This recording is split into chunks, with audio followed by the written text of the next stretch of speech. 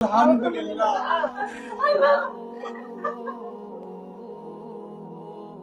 ৬৫ বছর বয়সী আবুল কাশেম ৭ সন্তানের বাবা।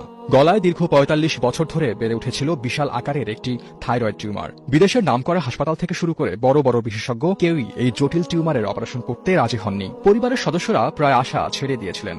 ফলে বছরের পর বছর সেই টিউমার নিয়ে বেঁচেছিলেন আবুল কাশেম। নির্ঘুম হয়ে গিয়েছিল রাত, কষ্টের যেন শেষ ছিল না। অবশেষে বাংলাদেশের চিকিৎসক বাসুদেব কুমার সাহা ঝুঁকি নিয়ে অপারেশন করার সিদ্ধান্ত নেন।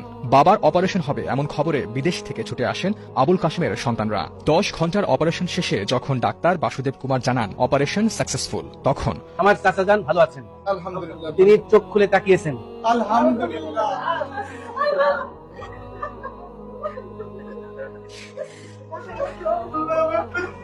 সবাই বুকফাটা কান্নায় আনন্দে আত্মহারা হয়ে সিজদায় পড়ে সৃষ্টিকর্তার কাছে শুকরিয়া আদায় করলেন।